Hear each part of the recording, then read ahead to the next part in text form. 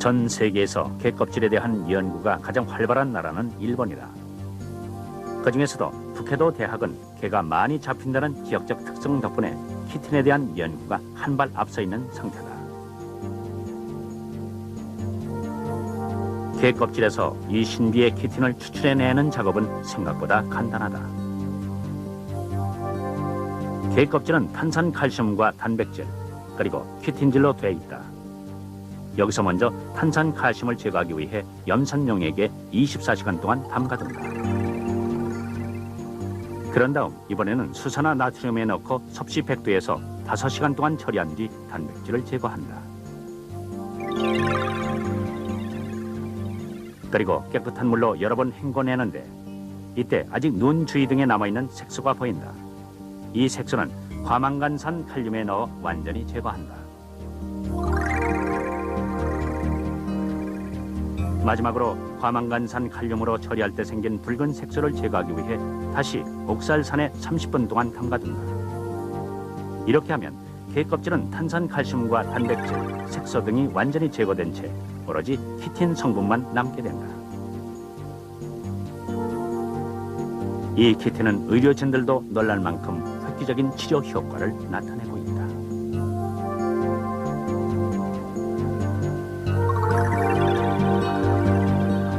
1990년 8월 28일 구소련 사할린에서 긴급 환자 한 사람이 일본 삿포로 의과대학으로 후송돼 왔다. 환자는 당시 6살 된 콘스탄틴 군.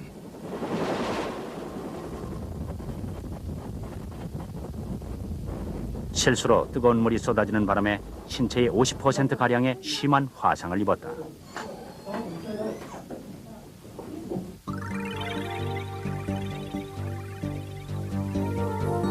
소련에서는 더 이상 치료할 수 없다고 생각한 콘스탄틴 군의 아버지는 아들을 데리고 일본으로 날아왔다. 그리고 6번에 걸친 대수술 끝에 콘스탄틴 군은 일반 병실로 옮겼고 3개월 뒤에는 흉터 하나 없이 건강하게 완치된 모습으로 퇴원했다.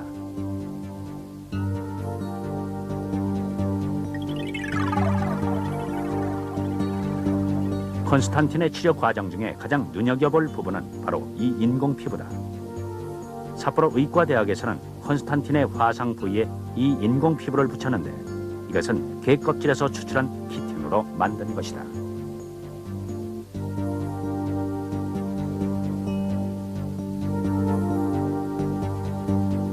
흔히 화상을 입으면 상처 부위에 일종의 거지 같은 인공 피부를 붙인다. 그런데 화학 물질로 된 기존의 인공 피부는 붙였다 떼었다 할 때마다 통증이 심하고 또 염증이 생기기 때문에 자주 갈아줘야만 하는 불편함이 따른다.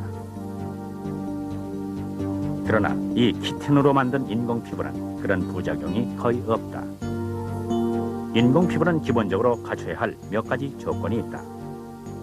우선 피부에 직접 붙이는 것이기 때문에 조직 친화력이 있어야 한다. 그리고 피부에 달라붙는 밀착성이 좋아야 하며 가스와 물에 동화하는 성질이 있어야 한다. 물론 이보다 앞서서 절대 있어서는 안 되는 성질도 있다.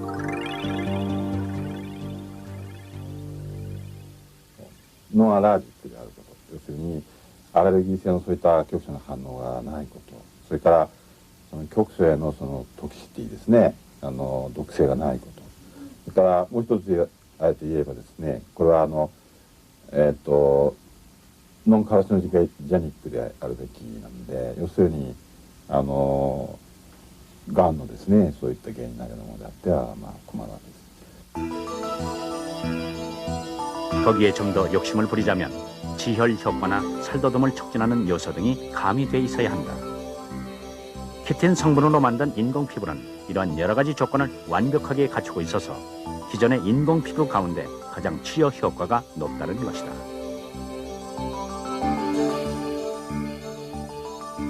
개 껍질에서 추출한 키틴은 그 용도가 매우 다양하다.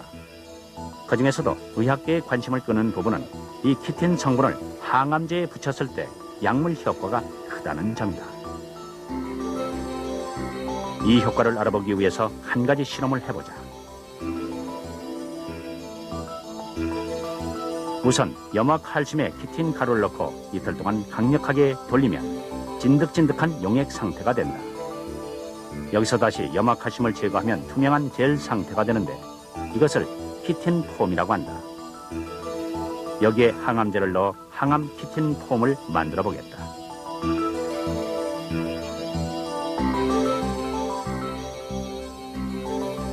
키틴은 위에서는 소화되지 않지만 대신 체내에서 분비되는 라이소자임이라는 효소에 의해서는 쉽게 분해된다. 이런 성질을 이용해서 항암 키틴 폼을 분해시켜 보겠다. 한쪽에는 라이소자임 효소를 넣고 다른 한쪽에는 넣지 않은 2개의 플라스크를 준비한 뒤 각각 항암 키틴 폼을 넣고 48시간 동안 흔들면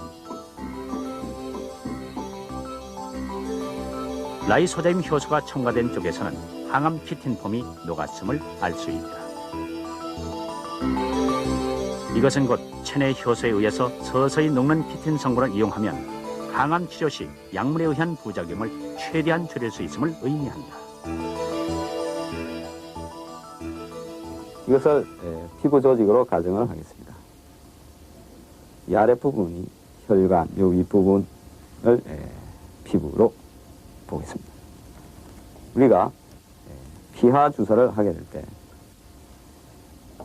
주사액이 주사를 하게 되면 한꺼번에 들어가서 몸 전체로 퍼져나가게 됩니다. 그러나 기침, 이 기침에다 약물을 결합을 시켜서 이것을 피하 주사를 하게 되면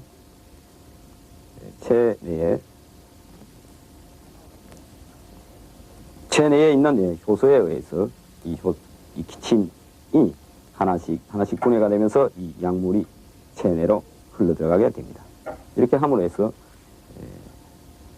여러 가지 부작용을 줄일 수가 있습니다. 키틴을 항암제에 섞었으면 치료 효과를 높일 수 있다는 것은 일본 학자들 간에는 이미 인정되고 있는 점이다. 그런데 여기서 한 단계 더 들어가서 게 껍질 자체가 직접 항암 작용을 한다는 연구 결과가 나와 있다. 게 껍질에서 추출한 키틴을 섭씨 121도에서 50% 강알칼리성 용액에 1시간 동안 담가두면 키토산이 된다. 21세기를 이끌어갈 새로운 자원으로 각광받고 있는 키토산은 몇 가지 점에서 키틴과 차이를 보인다. 우선 키틴이 체내 효소에 의해서 분해되는 데 비해 키토산은 체내에서 분해되지 않는다. 그러나 키토산이 가장 놀라운 점은 바로 암세포의 전이를 막는다는 점이다.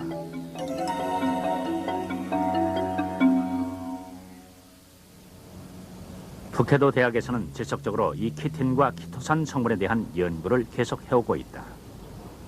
특히 암세포의 전이를 막는 실험을 보자. 먼저 아무것도 섞지 않은 정료수와 암세포가 전이할 때 내는 효소와 비슷한 분자 구조를 가진 색소를 준비한다. 그리고 항암 처리를 한 키토산 젤과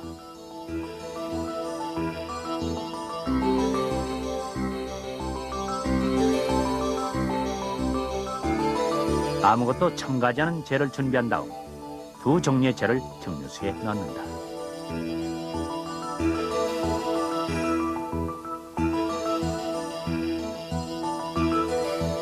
이 정료수에 앞서 말한 암세포가 전이할 때 내는 효소와 비슷한 분자 구조를 가진 색소를 첨가한다.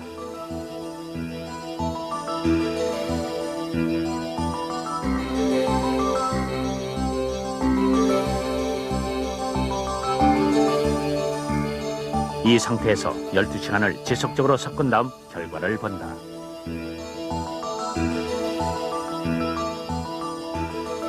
일반 젤은 그대로 있는 반면 항암 처리된 키토산 젤은 놀랍게도 색소를 완벽하게 흡착함으로써 색깔이 거의 까맣게 변해 있었다.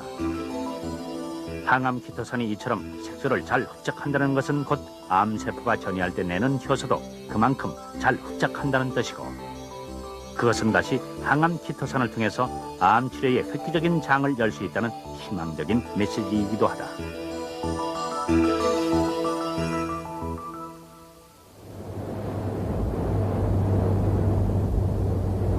키토산의 또 하나 놀라운 효과는 주변의 중금속을 완벽하게 흡착한다는 점이다.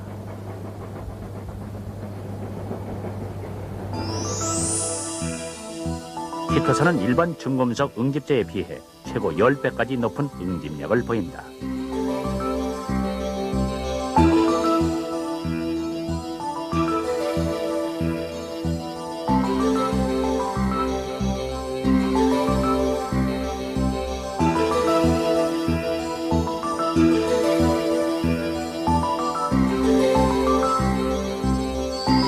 키토산은 모든 중금속뿐만 아니라 색소나 염료까지도 100% 흡착, 제거하는 힘이 있다. 그렇게 오폐수를 정화시키고 나면 맑은 물은 흘려보내고 찌꺼기는 폐기 처분함으로써 환경오염을 그만큼 줄일 수 있는 것이다.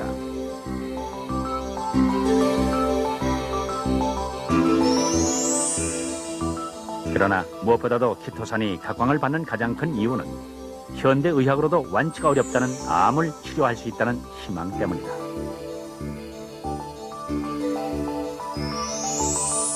특히 모든 여성에게 공포의 대상이기도 한 자궁암의 경우는 그 치료 효과가 큰 편이다. 그 효과를 확인하기 위해서 세포를 3가지 상태로 나누어 실험해봤다. 먼저 냉동된 자궁암 세포를 섭씨 36도에서 24시간 동안 배양한 후 첫 번째는 아무런 항암 처리도 하지 않은 암세포군, 그리고 일반 항암제를 넣은 암세포군, 마지막으로 키토산 항암제를 넣은 암세포군으로 나눈 뒤 48시간 동안 배양했다.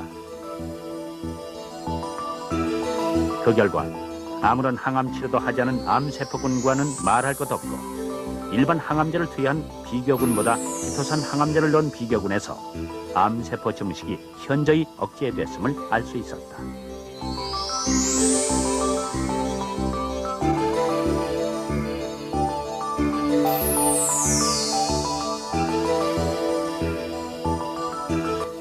例えば、子宮がんとか子宮筋腫で子宮を取った女性はもう女性ホルモンが出てこなくなります。そういう時にはこういうところにホルモンを含んだこういうものを入れといて、で徐々にホルモンが血中出るようにする。そうすると1回やると1週間くらい注射しなくても済む。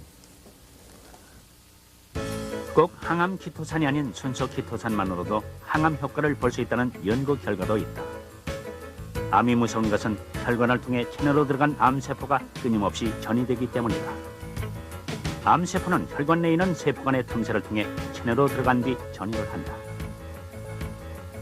그런데 이때 만약 체내에 키토산이 있으면 이 키토산이 세포 간의 틈새를 막아버림으로써 암세포가 혈관 밖으로 빠져나가는 것을 막는다. 결국 암세포가 접촉 분자와 결합하는 기회를 차단함으로써 자동적으로 암세포의 전이를 막을 수 있다는 것이다.